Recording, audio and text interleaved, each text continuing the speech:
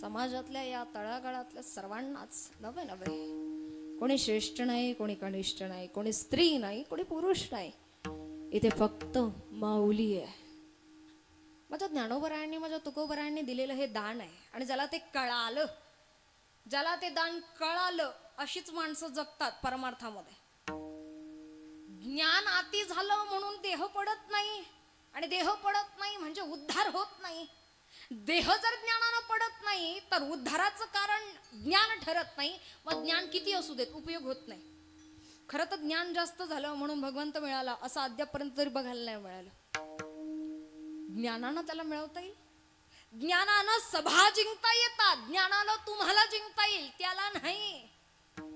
त्याला जिंकायचं झालं तर अंतःकरणातला भाव. संत मांदियांनी सगळ्यात पहिल्यांदा हेरलं, आम्हाला शिकवलं, आम्हाला सांगितलं, आम्हाला हाताशी आणून इथं बसवलं की बाबा ऐक. ज्ञान संपन्नतेपेक्षा वाचा अंतःकरणापर्यंत पोहोचवण्याकरता शब्द महत्वाचे असतीलही, पण ते शब्द भोळ्या भावनेनं जरी आले तरी अंतःकरणापर्यंत देवाच्या पोहोचतात. अतिज्ञान प्राप्त झाल्यानंतर जेव्हा मनुष्य भगवंता पुढे जातो आणि भगवंता पुढे गेल्यानंतर अहंकार उत्पन्न होतो, आणि अहंकार उत्पन्न झाला, अहंकार झाला तुका म्हणे वाया गेला, तुका म्हणे वाया गेला, तुका म्हणे वाया गेला.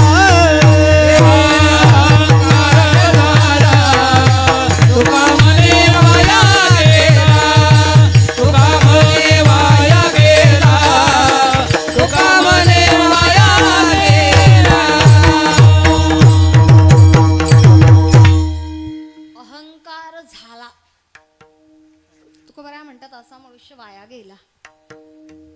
अहंभाव किती असू देत, काही काहींना फार अहंभाव असतो. मी म्हणजे फार मोठा.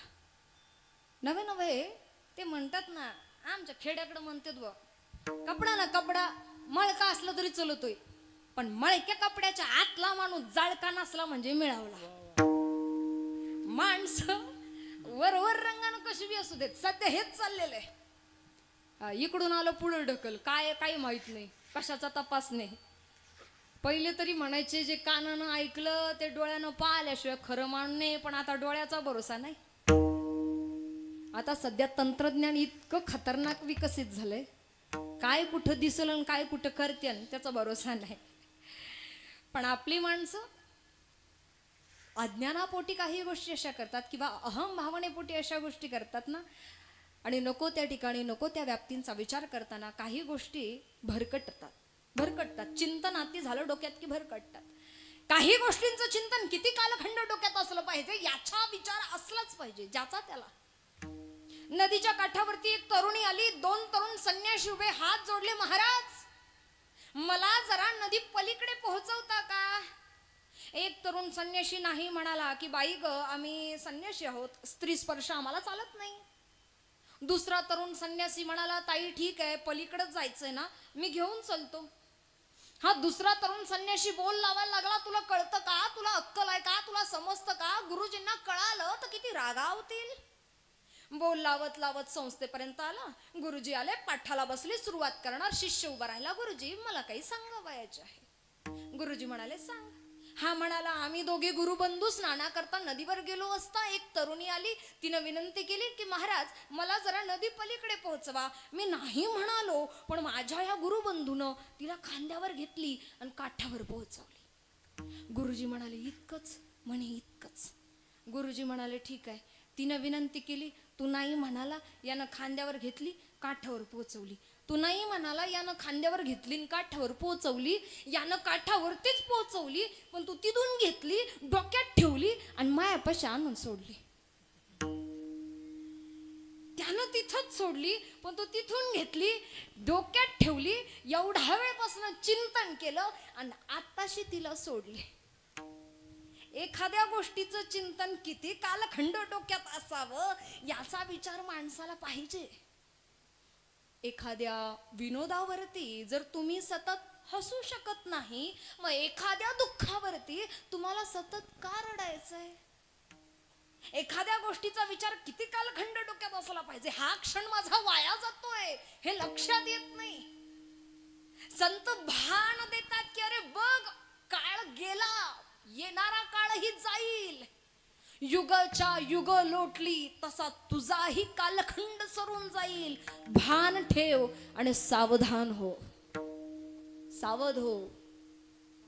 त्या क्षणापर्यंत तुला पोहोचायचं आहे, तुला तुझा उद्धार करायचा आहे. जागृती आणण्याचं कार्य जर कोणी करत असेल तर ते संत करतात. काय उपकार करतात, किती उपकार करतात. शब्दात मांडावे तर कमीच आहे. हे कीर्तन अभंग सोडवायला घेतले ना, 2 तासात सोडून मोकळं व्हावं एवढे सोपे अभंग नाहीत. हे कळायला पण 12 वर्ष गेलेत.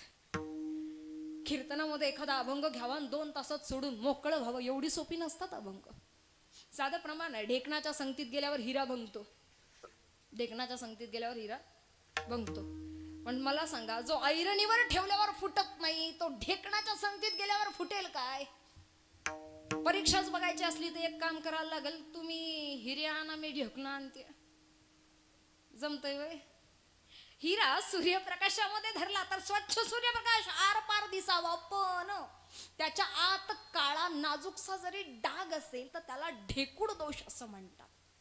त्याच्या आतल्या ढेकूण दोषानं तो भंग पावतो, त्याच्या आतल्या ढेकूण दोषानं तो भंग पावतो. याचाच अर्थ बाहेर किती ढेकणं असली तरी फरक पडत नाही, त्याच्या आत जर नाजूकसा काळा ढेकूण दोष असेल तर भंग पावतो. एवढं सोपं आहे. माया माऊली ज्ञानेश्वरी 9000 भाव पुष्पकमळ. ठीक आहे, पारायण घडतील न घडतील कालखंडानुसार अनेक गोष्टी बदलत गेल्या. पूर्वी कथा असायच्या गावागावात, ते श्रावण महिन्यामध्ये वाचता एकालाच यायचं, ते गल्लीमध्ये एकच वाचणारा असायचा, बाकी सगळे ऐकायला यायचे. नवनाथ भक्तिसार, पांडव प्रताप, हरिविजय, पूर्वीच्या कथा लागायच्या. वळायला वाती, सांभाळायला नाती, ऐकायला पोथी. आता काय नाही. आमच्या संगमनेरला बिड्या वळायला येतात बाया. हा, बिड्यांचं सूप असतंय, ज्याला नाही कोणी त्याला मालपाणी. तिथनं ऐकायला यायचं. पूर्वी कथा व्हायच्या, आता कथा नाही. आता फक्त सप्ताहाच्या निमित्तानं कथा आहेत. इथं घडतील ते घडतील, पारायण घडतील नाही घडतील. बरं, कोऱ्या कागदालाही वाचावं, त्यावर योग्यांना उपदेश करणाऱ्या 65 ओव्यांची निर्मिती व्हावी, ती श्री चांगदेव 65. आत्मानुभवाचा संमत म्हणजे श्री अमृतानुभव. पण तेही नाही कळत. माऊली ज्ञानोबरायांनी सोपं दिलं, काहीच नाही. हरिपाठ जो सर्वसामान्यांना समजेल, पण खरंच समजेल. पहिलं पान उलगडलं, अक्षर नजरेसमोर येतात. देवाच ये द्वारी उभा क्षणभरी, तेने मुक्तीचारी साधिल्या. देवाच्या दारात क्षणभर उभं राहिलं की 4ही मुक्ती प्राप्त होतात. खरंच देवाच्या दारात उभं राहिल्यानंतर 4ही मुक्ती मिळतात. मग रोज मंदिरात जाणारी माणसं कमी आहेत काय?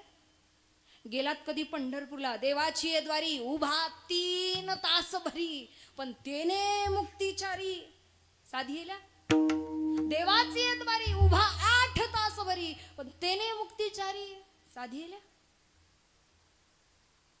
त्या वाक्यांचा, त्या शब्दांचा अर्थ एवढाही सोपा नाही. जरी सर्वसामान्यांना समजणारा हरिपाठ असेल तरीही देवाच्या दारात उभं राहण्याची क्षमता प्राप्त झाली की मग एक क्षण सुद्धा पुरेसा ठरतो. हे एवढं किचकट आहे. मग खरंच सांगा, 2 तासाच्या कीर्तनामध्ये एखादा अभंग सोडून मोकळं व्हावं एवढी सोपी कीर्तन आहेत? माझा मांडण्याचा मुद्दा इतकाच आहे, जर नुसता एक अभंग सोडून जाता येत नाही, मग संतांचे उपकार तर इतके का एकेका उपकाराचं वर्णन करायचं झालं तर हा जन्म सुद्धा कमी पडेल. उपकार सांगू मी काय, वर्णन करावं तर आयुष्य कमी पडेल.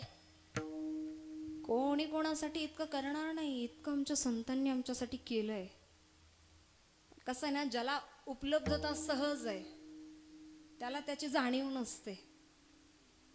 वारीमध्ये चालताना एक सद्ग्रहस्थ शेजारनं धावत धावत गेले. पुढे पुस्तकं वाटण्याचं काम चालू होतं हरिपाठाची. त्यांना 2-4 हरिपाठाची पुस्तकं आणली. म्हणलं, का हो वारीत चालता, हरिपाठ पाठ नाही?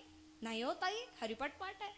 मग घरी मुलाबाळांचा पाठ नाही का? पत्नीचा हरिपाठ पाठ नाही? नाही नाही, वारकरी कुटुंब आहे, सगळ्यांचं हरिपाठ पाठ आहे. मग पुस्तकं काही शेजाऱ्यांना द्यायला घेतलीत का? ती म्हणे, नाही हो ताई. मग का घेतली? म्हणे, ती फुकट भेटत होती. ज्याची उपलब्धता सहज आहे त्याचं मूल माणसाला वाटेन असं होतं. मुळात इथं येणं, परिसर बघितलाय, पंचक्रोशी बघितली आहे, राज्य बघितले, देश बघितलेत, माणसं वेगवेगळे. विठ्ठल विठ्ठल विठ्ठल विठ्ठल विठ्ठल विठ्ठल विठ्ठल विठ्ठल विठ्ठल विठ्ठल विठ्ठल विठ्ठल हे विठ्ठल विठ्ठल विठ्ठल विठ्ठल विठ्ठल विठ्ठल विठ्ठल विठ्ठल विठ्ठल विठ्ठले विठ्ठल विठ्ठल विठ्ठल विठ्ठल विठ्ठल विठ्ठल विठ्ठल विठ्ठल. हरिभाऊंना तसं पाहायला गेलं वेळच झालाय, आता जय विठ्ठलच घ्यायचं नाही. खऱ्या अर्थानं श्री व्यंकट स्वामी संस्थान महाराजांच्या या संस्थांवरती विश्वस्त म्हणून कार्य बघत असताना किंवा अखिल भारतीय वारकरी मंडळाचं जिल्हाध्यक्षपद भूषवत असताना गेली अनेक वर्ष, खरं तर जलाल महाराजांचा पण फोन झालेला. मालिकेच्या वेळेला बाबा निर्माते होते, बाबांनी वर्णन केलेलं हरिभाऊकडे चालल्यात का, म्हटलं हा. मग तिथून पुढे त्यांनी सांगितलं सप्ताहाची तारीख घेतलेली, म्हटलं घेतली असेल. आता मला याची कल्पना नव्हती का कालच बाबांचं कीर्तन झाले म्हणून. पण जेव्हा जेव्हा ज्यांच्या मुखात नाही ऐकावं छत्रपती संभाजीनगरमध्ये यावं आणि हरिभाऊचं नाव नाही ऐकावं का असं माणूसच नाही. म्हणून या कीर्तनाकरता उपस्थित असणारी खरंच बऱ्यापैकी मंडळी, नामोल्लेख करावा इतकी माणसं आहेत. पंचक्रोशीमध्ये यावं, खरं तर बीड पट्टा म्हटला का भगवंताच्या भजनामध्ये 1 नंबरचा पट्टा आहे. इथं कीर्तनं जागोजागी सतत अखंड कीर्तनं चालतात, अखंड कीर्तनं चालतात. कोणताही गड बघा कीर्तनं चालूच आहेत, नवे नवे कोणताही परिसर बघा. पंचक्रोशीमध्ये येत असताना अगदी मनमथ स्वामींचा मठ असेल किंवा पंचक्रोशीतली अनेक ठिकाणं, कपिलधाराला जावं ना, तिथं सुद्धा खूप शांतता वाटते. किंवा आजूबाजूला जिथं जिथं जाणं व्हावं. अगदी या पंचक्रोशीमध्ये आल्यानंतर बऱ्यापैकी भेटणारी मंडळी, परमार्थामध्ये यावं हे खरंच भाग्याचं काम आहे. विनाकारण कुणालाही मिळत नाही. कधी कधी ज्याला मिळतं ना, मी म्हटलं ना, काही काही न मिळतं पण कळत नाही, काही काही न मिळतं पण कळत नाही. इथं यावं टाळ पखवाद हे भाग्यानं मिळालेलं आहे. आणि इथं येऊन सुद्धा काही काहींना गांभीर्य नसतं परिस्थितीचं, अजिबात नाही. समोर काय चाललंय ह्याचं भान अजिबात. अशी काही माणसं असतात. मिळालंय म्हटलं, बाहेर राज्यामध्ये बघणं झालं किंवा देशामध्ये बघणं झालं, जिथं जिथं जावं आपल्याकडे परिस्थिती अजूनही उत्तम आहे बाहेरच्या पेक्षा. अन्न पान खाणं राहणीमान सर्वांच्या बाबतीत. कलियुगाचा प्रभाव थोडा थोडा पडायला लागलाय, पण तरी सुद्धा अजून आपला परिसर उत्तम आहे. एवढंही करून आपल्या मुखात नाम आहे, गळ्यात तुळशीची माळ आहे, तर ह्याच्यापेक्षा आणखी काय भाग्य असावं. आणि एवढे करून कीर्तनकारापेक्षा जास्त बरं का भजनी मंडळी टाळकरी, आमच्यापेक्षा तुमचा उद्धार लवकर असतोय. म्हणून ज्यांच्या ज्यांच्या हातात टाळ आहे ना, त्यांचं लक्ष कीर्तनातच पाहिजे. विठ्ठल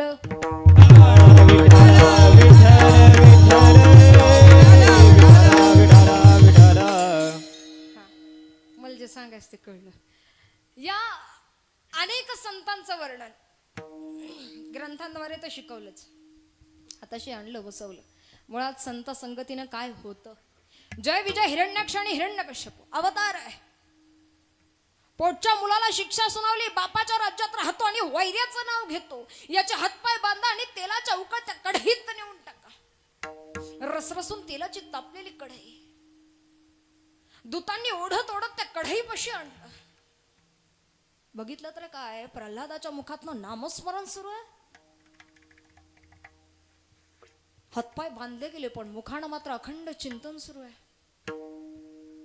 विचारलं कोणीतरी, का रे प्रल्हादा, एवढं त्याचं नाम घेतो आणि तो जर तुला तुझ्या संकटात वाचवायला नाहीच आला तर रे, नाही आला तर एवढ्याशा प्रल्हादानं काय गोड उत्तर द्यावं माहिती. नाही आला तर नाही आला, मला तारायचं की मारायचं हे त्याचं त्यानं ठरवायचं. कारण सर्वस्वी तो या जीवाचा स्वामी आहे. तो जे करील ते चांगल्या करताच करेल. भगवंत माझं कधीही वाईट चिंतणार नाही. आणि विश्वास ठेवा, जेव्हा सगळे रस्ते बंद होतात तेव्हा एकच रस्ता सुरू असतो, तो म्हणजे हरिशरणम. इथल्या पदराला सुद्धा हात लावू शकत नाही दुर्योधन आणि दुःशासन. एवढी ताकद माझ्या पांडुरंगात आहे. अनुभव आहे, नुसता विश्वास नाही, अनुभव आहे. विश्वास ठेवा, ज्यानं पोट दिलंय ना, भाकरी सुद्धा तोच देतो. घडू देत, जेवढं वाईट घडायचं तेवढं घडू देत, जे व्हायचंय ते होऊ देत. या समाजामध्ये 4 प्रकारची लोक आहे. पहिला प्रकार, तुम्ही एखादी गोष्ट करायला घेतली, लोक हसतील, ह्याला जमणार आहे, हा करणार आहे. दुसऱ्या प्रकारातली लोक, लोक तुमच्याकडे दुर्लक्ष करतील, त्याच्याकडे काय लक्ष देता, येडं येते. तिसऱ्या प्रकारातली लोक, लोक तुमचा तिरस्कार करतील, हे आमच्या इथं असलं काही चालणार नाही, इथं असलं काही करायचं नाही. चौथ्या प्रकारातली लोक, लोक तुमची मुस्काट डबी करतील, बदनामी करण्याचा प्रयत्न करतील, ह्याला घरात कसा बसवता येईल. आणि 5व्या प्रकारातली लोक, जेव्हा तुम्ही या 4ही प्रकारातनं निवडून जाल तेव्हा 5व्या प्रकारातली लोक अशी आहेत का हीच लोक पुन्हा तुमच्यासाठी टाळ्या वाजवायला येतील. म्हणून संयम ठेवायचा, विश्वास ठेवा. कदाचित उशीर होईल, पण विजय नेहमी सत्याचाच आहे. एक दिवस येतो. विचारलं प्रल्हादा, का रे नाही आला तर नाही आला तर नाही आला ना, मी स्वतःला सोपवले त्याच्यावरती, आता जे करायचं तो ते करील, मी का चिंता करू, मी माझं काम करेन, मी माझं नामस्मरण करेल. हातपाय बांधले गेले, भक्ती करण्याकरता हातापायांची गरज नाही जर असती तर कुर्मदास महाराजांना भगवंत भेटले नसते. भक्ती करण्याकरता डोळ्यांची गरज नाही जर असती तर स्वानंद सुखनिवासी सद्गुरू गुलाबराव महाराजांना माऊली ज्ञानोबारायांचं दर्शन झालंही नसतं. निम्मी पाप डोळ्यानं घडतात, पापाची वासना नको दाऊ डोळा, त्याहुनी आंधळा बराच उगाच म्हटलं जात नाही. डोळ्याला आवडलेली गोष्ट मनाला नाही मिळाली का रडून पुन्हा डोळ्यात पाणी. हातपाय बांधले गेले, पण मुखानं मात्र नामस्मरण सुरू आहे. नारायण नारायण नारायण नारायण. पाहता पाहता उकळतं तेलही शांत झालं. याला सर्पांमध्ये नेऊन सोडा, याला मदोन्मत्त हत्तीच्या पायाखाली द्या, याला उंच कड्यावरनं लोटून द्या. मुखानं नामस्मरण सुरू. नारायण नारायण नारायण नारायण. पाहता पाहता सर्पांनीही दंश न करावा, मदोन्मत्त हत्तीनं सुद्धा पायाशी येऊन शांत बसावं आणि उंच कड्यावरनं पुष्पागत खाली उतरावं. ही ताकद जर कशाची असेल तर ही ताकद त्याच्या नामस्मरणाची.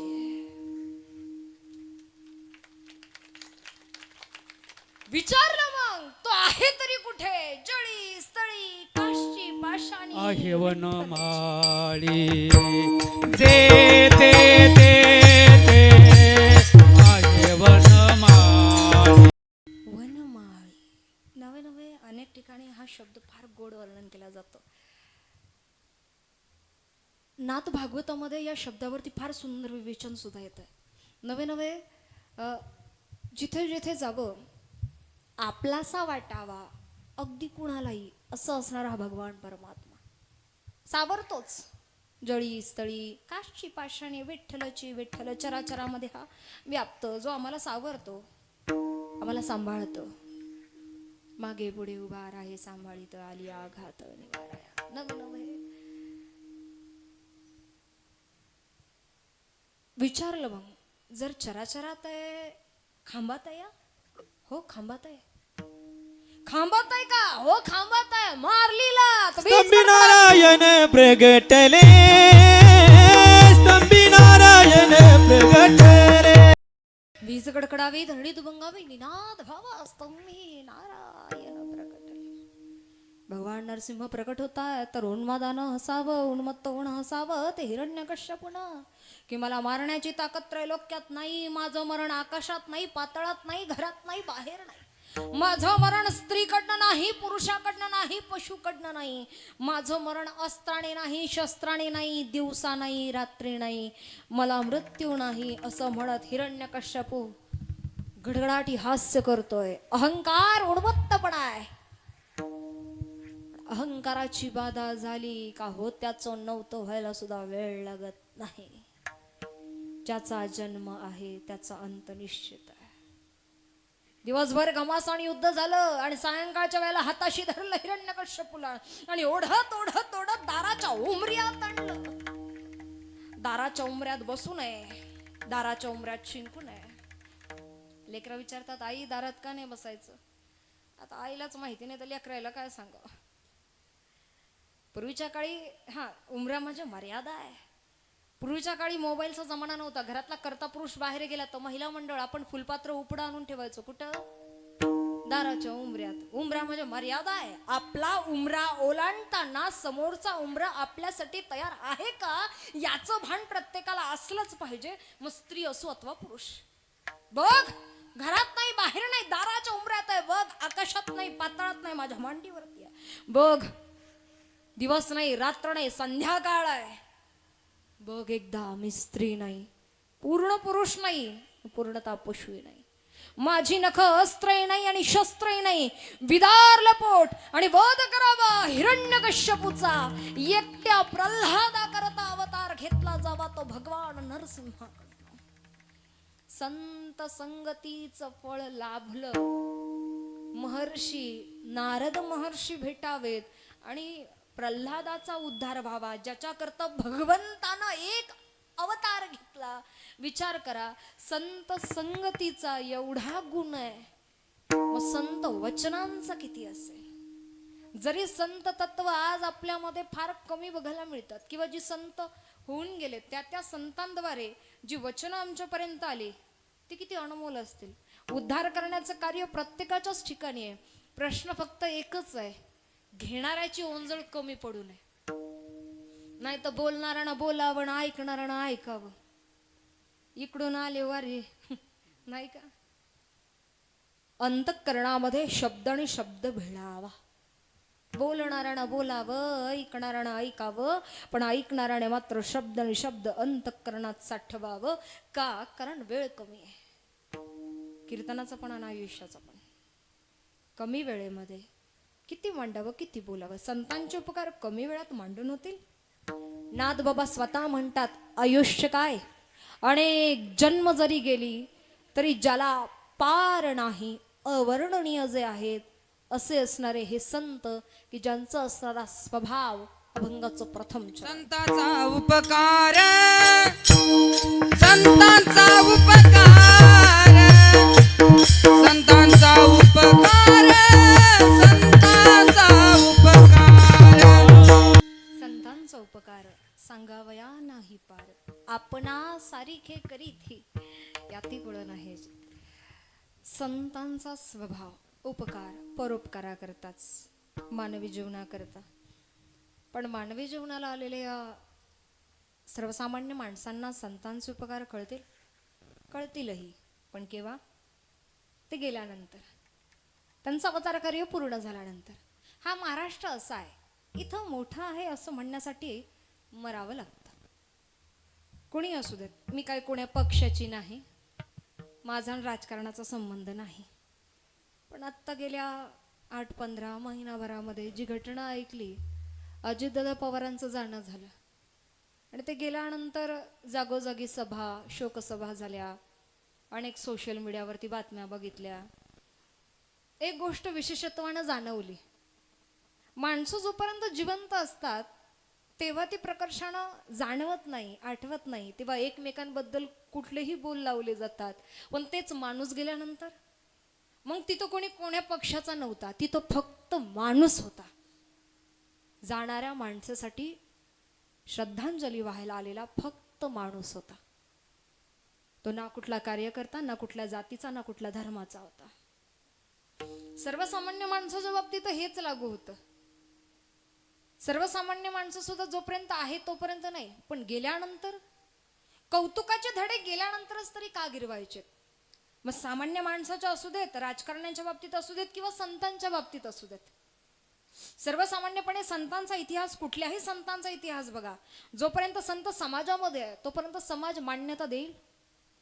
किती त्रास सहन करावा लागतो. तुकोबरायांनी केलाय, ज्ञानोबरायांनी केलाय. उत्तमची ऊरे कीर्ती मागे, उत्तमची ऊरे तमसी उरे सर्वसामान्य माणूस असू देत किंवा संत असू देत, सहन प्रत्येकालाच करावं लागतं. आपणासारखी हा शब्द खरा अन्वयार्थता का वापरला जातो? आम्ही संतांसारखं बनू अजिबात नाही. आम्हाला देव होता येणार नाही, आम्हाला संत होता येणार नाही. संतत्वाचे बीज आमच्यामध्ये रोवल्या जावीत. आम्हाला कोणी आरे केलं तर आम्ही कार्य करून मोकळे होऊ.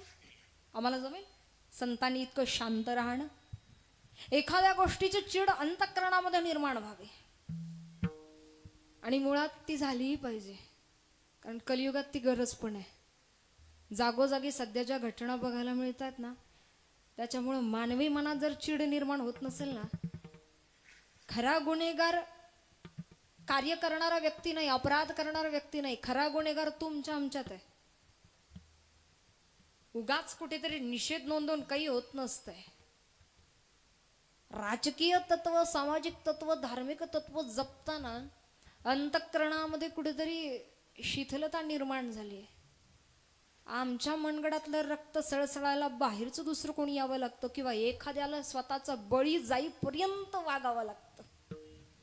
आता तर काय हत्ती गेलं आणि शेपूट राहिलंय. एवढ्या लढाया लढून झाल्यात, आता थोड्यावरती आलंय. होणार त्याही गोष्टी होतील कदाचित. पण एक सांगू, कीर्तनातनं प्रवचनातनं काही नेता नाही आला तरी चालेल, पण दोन गोष्टी मात्र नक्की. पहिलं म्हणजे नामस्मरण, जे स्वतःसाठी सुद्धा असेल, आणि दुसरं म्हणजे कीर्तनात असलेला प्रत्येक पुरुष, ज्यांच्या ज्यांच्या कानावर माझा हा शब्द पोहोचतोय, तो प्रत्येक पुरुष, तुम्ही कुठल्या जाती धर्माचे असा, कुठल्या वयाचे असा, तुमच्या शेजारी एखादी स्त्री येऊन उभी राहिली आणि उभ्या राहिलेल्या त्या स्त्रीला तुमच्या शेजारी असताना जर सुरक्षित वाटत असेल, तरच तुम्ही पुरुष म्हणून जन्माला आल्याचं सार्थक झालं. जय. ह्या भावना फक्त काही कालखंड नसाव्यात.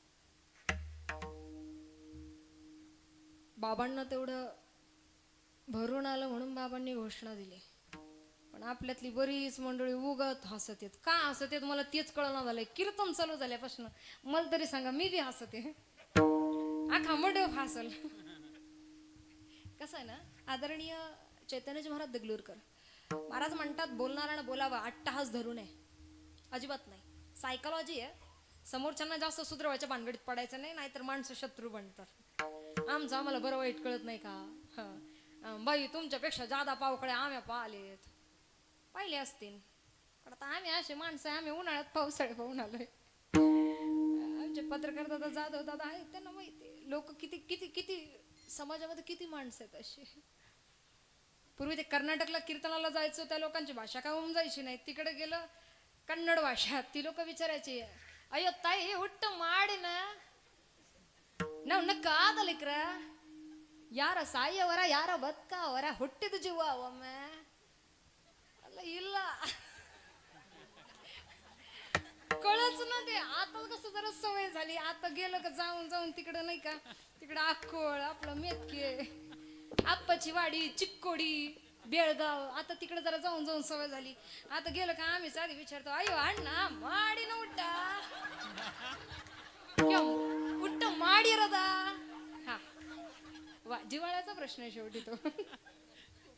अलीकडे आलात कोल्हापूरला, भाषेचा लहजा पुन्हा बदलतो. काय महाराज कवा आलतो, कसं हायसा, उभं का ठाकलो, जाताय का, शिस्तात जावा. ते तिकडं. अलीकडे आलात सातारा, सांगली, सोलापूर, पंढरपूर, फार नाही जरसं की अंगरड, आबे लगा काय म्हणतो, चालतंय गेला का, बोलतंय गेला का, तांबडा पांढरा. ती तिकडं. पुढे निघालात घारगाव पट्ट, आपलं कापरूहोळ्यापासून पुढं पुणे, तिकडे कसले उणे, सगळे कसे व्याकरणासहित शुद्ध. काय महाराज केव्हा आलात, कसे आहात, चहा घेणार का, घेतलाच पाहिजे असं काही नाही. ते पुण्यावाले लोक चपात्या पण मोजून करतात. चौथा माणूस जर जेवायला वाढवून आला तर मी यालाच तो उपाशी.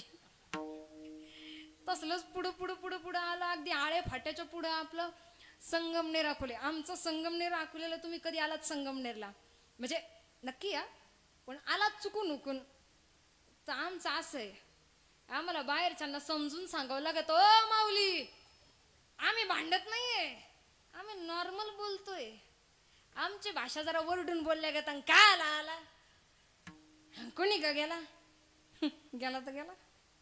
हे आमचं खाली नाशिक स्मार्ट सिटी काय विषय नाही. मुंबई का जायचं नाही. हिंदी मराठी सगळे एक होतं. मैं पाणी भरने को गया था पर मेरे को पाणी मिळा नाही तर मग आगरी कोकणी मालवणी जळतत मेले नाही सो करून टाकीन. तुका सांगतो वांगडाच राहूचा हाताचं काम नाही. माझ्या घोवाक सांगून पापलेट करता. घोवाक म्हणजे नवरा. काय वाटूचा तुका ती तिकडे हायवे ना खाली गेलात. धुळं जळगाव मग आईराणी वराडी करजो खाजो पाजो. इथली मकडू नको मुचकी नाही पुरी आईराणी येत शिमले तो हो पोट्टा सणान गाडी चालवता फुट्या नाका जाता पुरा बांग इथे तिकडं खाली गेलात खानदेशात. खाली खानदेशात गेलात कीर्तनाच्या आधी चहा घ्यायचा. मावशींना म्हटलं मावशी चहा. त्या म्हणाला मांडत आहे. म्हटलं कुठं आमच्याकडे चहा ठेवतात. त्या म्हणाला मांडत आहे. मला मांडा. मी त्यांच्या मागं किचनमध्ये. त्या मला म्हणत होत्या बाय आगे बसिले तो हे टोंगळे दुखते. 2 मिनिटे विचार केला. कदाचित मावशींना बशीच म्हणावयाचे असेल. आपली बशी काढली. म्हणलं मावशी बशी. ती मला म्हणती पोट्टी भायतडाच्या गे झांबले तसली बशी नाही ना. तो हे गुडघे दुखते तू खालती बसली हेमले. ते टोंगळ्याचा अर्थ कळला म्हणजे गुडघे. पण त्या जांभल्याचा आणि हेमल्याचा अर्थ अजून नाही कळाला. तसलंच वरी वरी वरी वरी नांदेड आंबा जोगाई लातूर यायलोय जायलोय करायलोय. बीडकेच पट्ट्यात आलात मग बाप्पा आधी इंगळे मग सगळे वैकुंठवासी इंगळे बाबांचे विनोद अगदी सहज असायचे. अगदी सहज. मला का झालं माय एकजण एसटीत बसलो आणि कंडक्टरकडनं तिकीट काढलं पण ते एसटीत नाही गेलं ते उतारलं. एसटी निघून गेली नाही. एकलंच हसत होतो. मित्र आला आणि मित्राने विचारलं काय वय कोण हसतो. म्हणून कोण नाही म्या कंडक्टरला फसिलं. म्हण कस काय फसिलं. म्हण तिकीट तर काढलं पण म्या गेलोच नाही.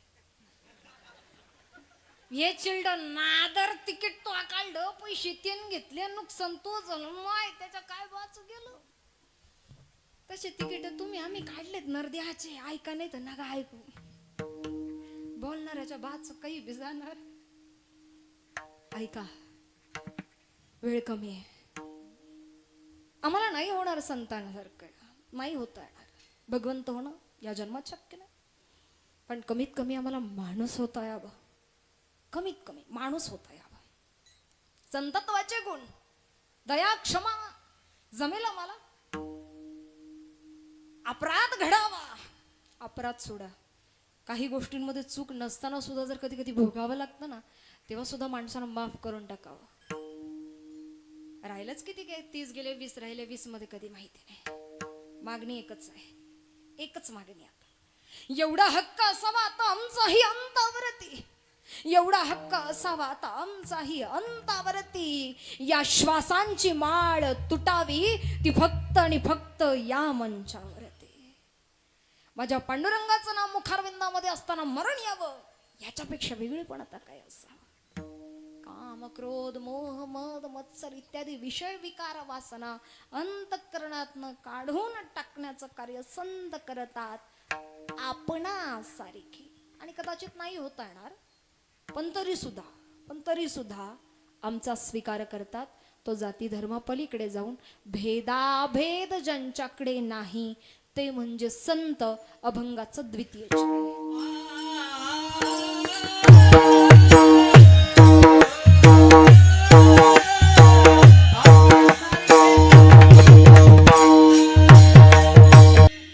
आपणासारखे करीते याते कुळ नाही.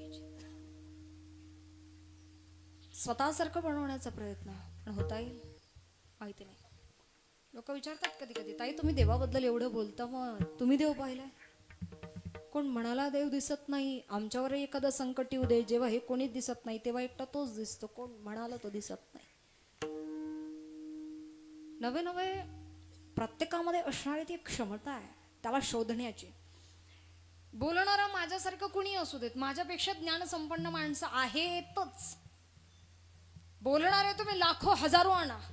या व्यासपीठावरचा बोलणारा वक्ता 1,00,000 पटीनं ज्ञानी असू दे पण परमार्थाची अनुभूती ही ज्याची त्यालाच घ्यायची. कधीतरी कुठेतरी क्लिक होतं. कधीतरी कुठेतरी जाणवतं. आणि ही जाणीव जोपर्यंत स्वतः घेत नाही जोपर्यंत परमार्थ मुरत नाही अंगामध्ये तोपर्यंत अशी किती कीर्तन प्रवचन ऐकू देत उपयोग नाही. दृष्टांत सिद्धांत एक होता राजा आणि एक होती राणी. ह्यानं कीर्तन होत नाहीत. कुणाबद्दल द्वेष नाही किंवा मलाही फार येतं असं अजिबात नाही, पण जे जाणवलंय, जे उमगलंय ते सांगण्याचा प्रयत्न आहे, अगदी जीवापाड. संतांनी ते जाणवून देण्याची पात्रता द्यावी, खरंच हेच वैशिष्ट्य आहे. का दिलंय माहिती नाही, पता नहीं अधम होके भी उसने हमें अपना प्रचारक नियुक्त किया है, कुछ तो बात है. कोणातरी जन्माची पुण्य आहे. 32 लाख वेळा याच्या आधी जन्म घेतला आणि 32 लाख वेळा मेलोय. 33व्या लाख योनीत माणसाचा जन्म आहे आणि इथून पुढं ते भोगणंच आहे. पण जर याच जन्मात उद्धार करून घेतला तर वयाच्या 6व्या 7व्या वर्षी परमार्थाला सुरुवात झाली ती स्वतःच. का? कारण घरात उपलब्धता होती, घरात वारकरी परंपरा होती. आता ही लेकरं उभी असलेली पाहिली की बरीच मायबाप म्हणतात, लोकांची लेकरं कशी टाळ वाजवतात आणि तू. पण कधी पण तुलना करताना एक गोष्ट लक्षात ठेवा, उपलब्धता आहे म्हणून करतात आणि नुसतं करतात नाही, ते जर अंतरंगापासून जाणवलं असेल तर मनापासून घडतं, नाही तर नाही. उपलब्धता होती, घरात धान्याची कोठारा असायची तशी पुस्तकांची कोठ्या होत्या. वाचायला शिकल्यानंतर पहिलं पुस्तक हातामध्ये पडलं ते होतं नासिकेत, भारतातला अत्यंत दुर्मिळ ग्रंथ वाचनात आला असेल तर. ऋषींची महान परंपरा, ब्रह्मदेवांचे पुत्र भृगु, भृगूंचे पुत्र भार्गव, भार्गवांचे पुत्र प्रमती, प्रमतींचे पुत्र रुरूंचे पुत्र शुनक आणि शुनकांचे पुत्र शौनक, ही शौनकादी ऋषीमुनींची परंपरा. जनमेजय राजाला 99, परीक्षिती राजाला 99, अगदी उद्दालक ऋषींपासून नचिकेतापर्यंत आलेली ही परंपरा. नचिकेतांना वडिलांनी श्राप दिला, सदेह नरकाला जाशील. नरक, सप्तपाताळ, सप्तलोक, सप्तपुरी, जे जे काही बघितलं ते आल्यानंतर लिखाण करून ठेवलं. आत्ताचं प्रमाण माशेत सांगायचं झालं तर मारिती तोडीती जोडीती यमाचे किंकर बहुसाल. 99 तिथं काय केल्यानं, या पृथ्वी तलावर काय केल्यानं काय पाप होतं आणि काय केल्यानं काय पुण्य होतं आणि त्याचं काय फळ उपभोगावं लागतं, हे वयाच्या 6व्या वर्षी जेव्हा वाचनात आलं तेव्हा मोक्षाचा ध्यास लागला. मोक्ष म्हणजे काय माहीत नव्हतं, पण आता पुन्हा जन्म घ्यायचाच नाही. पण जसं जसं वारकरी संप्रदायामध्ये येणं झालं, मागच्या 12-13 वर्षांमध्ये या व्यासपीठावर आल्यानंतर एक गोष्ट उमजली, आता मोक्ष नको, आता मुक्ती नको, आता मी पुन्हा जन्म घ्यायला तयार आहे. जर पुन्हा माझा जन्म एखाद्या वारकरी कुटुंबातच होणार असेल तर, पुन्हा माझ्या मुखात त्याचं नाम येणार असेल तर मी पुन्हा जन्म घ्यायला तयार आहे. उद्धार करून घ्यायचा मान्य आहे, पण जे देवादिकांना मिळत नाही ते आपल्याला मिळतंय याचं भान आहे. संत जाणवून देतात पण तरी समाजाला कळत नाही. मग तेव्हा राग येतो. आला राग, ज्ञानोबरायांनाही राग आवरला नाही. ताटीचं दार धाडकन लावून घेतलं. मुक्ताबाईने यावं, ताटीला आतमधनं कडी नसते. मुक्ताबाई आत आल्या असत्या, दार उघडून चाललं असतं, पण संतांची मर्यादा आहे, येत नाही. ज्ञानदादा, तुझं दार तुलाच उघडावं लागेल. तुझ्या ज्ञानाची कवाडं तुला स्वतःहून उघडावी लागतील. ज्ञानोबरायांवरती, ज्ञानावरही ज्ञानाची फुंकर घालावी त्या आदिशक्ती मुक्ताबाई. संत कधीतरी रागवतात समाजावरती, अरे कुणासाठी सांगतोय मी, ह्यांच्यासाठी. ह्यांना कळतंय, ह्यांना घ्यायचंय का ते. राग अनावर होतो, अरे का सांगायचंय, कशा करता सांगायचंय. राग अनावर झाला होता ज्ञानोबरायांना. पण ताटीचं दार स्वतःहून उघडायचं असतं ना, ते ज्ञानोबरायांना जसं उघडायचं तसं आपल्याला पण स्वतःहून आपल्या ताटीचं दार उघडावंच लागणार आहे. बोलणारे असंख्य येतील. पहाटेचा प्रसंग, शांत निवांत प्रसन्न वातावरण, पायाखाली पालापाचोळा वाजतोय. दार अलगद उघडलं गेलं. अंगावरती उत्तरीय, खांद्यावरती पंचा. पावलं त्या वाळलेल्या पालापाचोळ्यावरती पडतात तसा पायांचा आणि त्या पाल्याचा होणारा करकर आवाज कानावर ऐकू येतोय.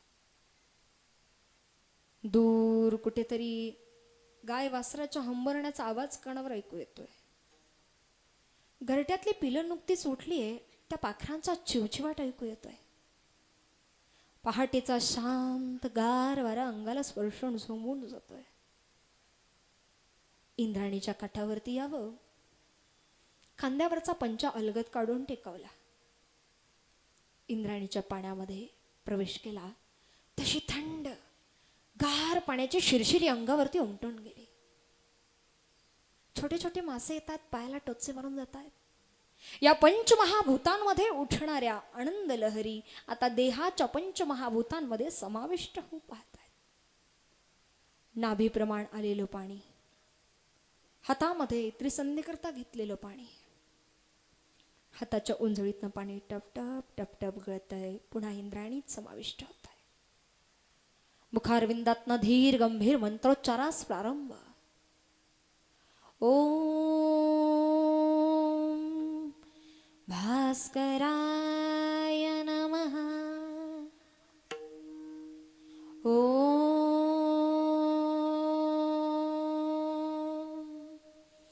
सूर्याय नमः. ओम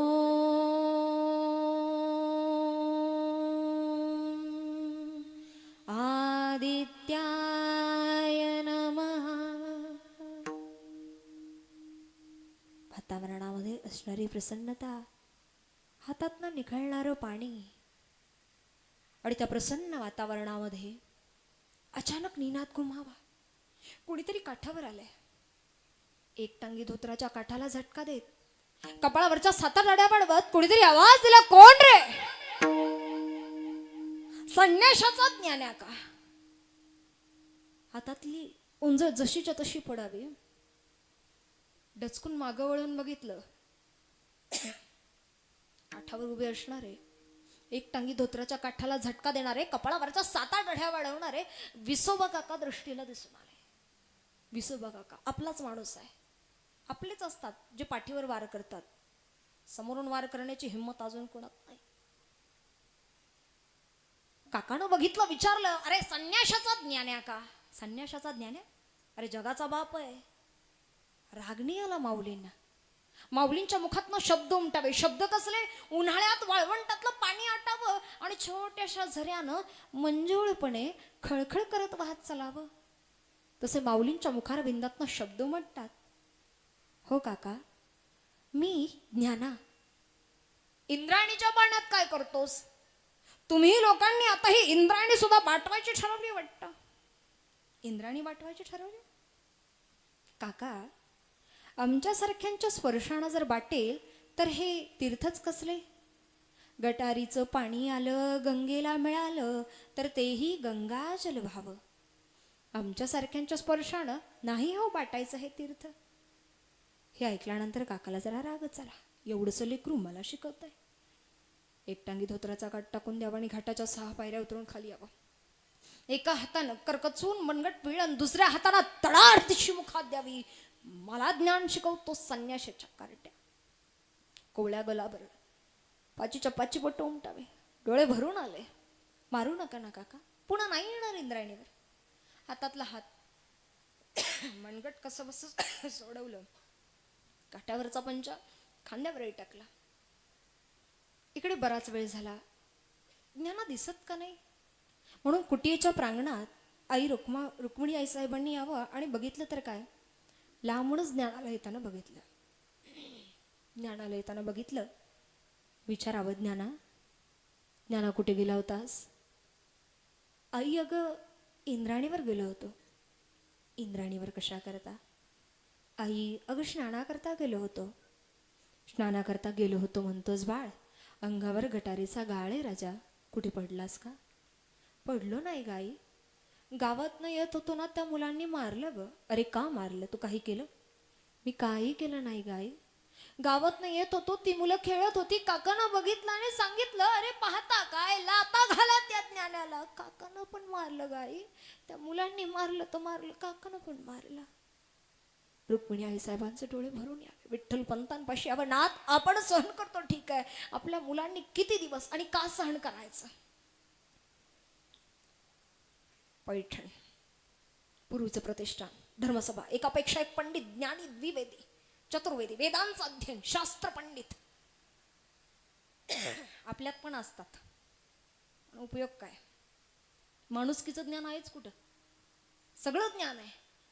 माणुसकीचं ज्ञान, उपयोग काय तुमच्या ज्ञानाचा? तर धर्मसभेमध्ये सगळं ज्ञान होतं, पण नव्हतं ते फक्त माणुसकीचं ज्ञान. देहांत प्रायश्चित्त सुनवावं. थरथरत्या हातानं कृष्णाजी पंत अडवतात, थांबा भाची बुवा, अहो काय करता, काहीतरी मार्ग निघेल. ऐकतील ते विठ्ठल पंत कसले. न्याय झाला. जाण्याकरता पण निघावं. थरथरत्या हातानं झोपडीच्या कवडशातनं येणाऱ्या गार झोंबणाऱ्या वाऱ्यासह विचारांचं वारं त्या कागदावरती झोंबू लागलं. लेखणीतनं हृदयातले विचार मांडले जाऊ लागले. तेलाचा मिनमिनता दिवा तेला अभावी विजू लागला. थरथरणाऱ्या वातीसोबत अंतःकरणातले विचार देखील आता थरकाप होत आहेत. मुक्ताबाई पशी बसावा, आदिशक्ती मुक्ताबाई. घटस्थापनेचा पहिलाच दिवस म्हणजे आदिशक्ती मुक्ताबाईंचा जन्मदिवस. कुरळे केस, गौरवर्ण, स्वाभिमानी कणखरबाणा. स्वाभिमानी कणखरबाणा इतका का शेवटचा क्षणही कोणाच्या वाट्याला येऊ देत नाही. कडाडली वीज निरंजनी जेव्हा मुक्ताबाई तेव्हा गुप्त झाले. माझी मुक्ताबाई राहील. सोपाना, सोपानदेव म्हणजे ब्रह्मदेवांचा अवतार आहे. आम्ही ज्ञानोबरायांचे अभंग ऐकलेत, मुक्ताबाईंचे अभंग ऐकलेत, निवृत्तीदादांचे अभंग ऐकलेत, पण सोपान काकांचे अभंग. ब्रह्मदेव आहे. ब्रह्म हे नेहमी शांत असतं. माझा सोपानात सकाळी उठेल, विचारेल, ज्ञानदादा आई दिसत नाही, उत्तर काय देईल? निवृत्ती. निर्गुण योग्यांची परंपरा ज्याची, तो माझा निवृत्ती. त्याला तर काही सांगावंही लागणार नाही. जेव्हा ज्ञानोबरायांपाशी यावं, डोक्यावरनं प्रेमानं मायेनं हात फिरवला आणि मन गलबलून आलं. माझ्यासारखी आई 4 लेकरांना टाकून जाताना एवढी दुःखी होतीये, मग माझा ज्ञाना तर या विश्वाची माऊली आहे. या विश्वाची माऊली आहे. माझ्या ज्ञानोबरायांवरती भार आहे. अवघाची संसार सुखाचा करीन, आनंदे भरीन तिने. कधीतरी कुणीतरी येईल माझ्या माऊलीच्या समाधीपाशी येऊन डोळे भरून येईल. देवा काय केलं होतं रे? इतकं केलं ना समाजासाठी, इतकं केलं ना रे परमार्थासाठी. कधीतरी मन भरून येईल माझ्या ज्ञानोबरायांपाशी गेल्यानंतर. कधीतरी मन भरून येईल माझ्या पांडुरंगाच्या चरणाशी गेल्यानंतर. जो कुठेच बोलू शकत नाही, तो देवाच्या दारात येऊन बोलतो. आणि देवाच्या दारात जर तळमळून एखादा शब्द बोलला तर निसर्ग सुद्धा त्याला ठेवत नाही. ही ताकद आहे. कोणीतरी यावं माझ्या ज्ञानोबरापाशी, रडावं, वाईट नाही का वाटणार? आई रुक्मिणी साहेबांना इतर लेकरांचं काही वाटत नाही, राहतील लेकरं, पण माझा ज्ञाना नाही राहणार. कारण त्यांना हे माहिती आहे, आमच्या जन्म देणाऱ्या आईनंतर आमचा खरा सांभाळ जर कोणी केला असेल तर माझ्या माऊली ज्ञानोबरायानं आहे. 21 वर्षाच्या पुरुषाला हक्कानं आई म्हणता यावं. जेव्हा कुठे माया मिळत नाही तेव्हा हक्कानं माया मिळावी असं माझ्या आळंदीत माऊलींपाशी यावं. रुक्मिणी आई साहेबांनाही कळालं होतं, ज्याला कोणी नसेल ना त्याला माऊली असेल. पण नेहमीच काय रडावं, कधीतरी जावं, त्यांनाही विचारावं तुम्ही कसे आहात. कधीतरी जावं माझ्या पांडुरंगापाशी, त्यांना विचारावं देवा तू कसा आहेस. स्वतःची रडगाणी गाणारी माणसं खूप आहेत, स्वतःच्या आयुष्याची रडगाणी गाणारी माणसं खूप आहेत, पण देवासाठी भेटायला जावा असा एखादाच आहे, असा एखादाच आहे. पण ज्या ज्ञानोबरायांनी, ज्या तुकोबरायांनी स्वतःच्या आयुष्यामध्ये ज्या गोष्टी असताना सहन केल्या, आज विचार करण्यासारखी गोष्ट आहे. आज त्याच ज्ञानोबा तुकोबरायांमुळे तुम्ही आम्ही आहे. आज याच वारकरी संप्रदायामुळे तुम्ही आम्ही आहोत. ह्याच्यापेक्षा आणखी काय सांगायचं? काय उपकार आहेत आणि किती उपकार आहेत. अरे नाथ बाबांसारखे संत जर शब्द नाही म्हणत असतील तर आमच्यासारख्या तुटपुंजा ज्ञान असणाऱ्या व्यक्तींनी हे ज्ञान मांडावं? अजिबात नाही. एवढं सोपंही नाहीये.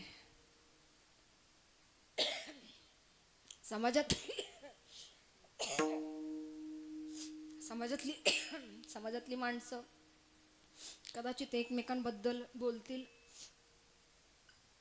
समाजातली माणसं कदाचित जाती धर्माची तेढ निर्माण करतील.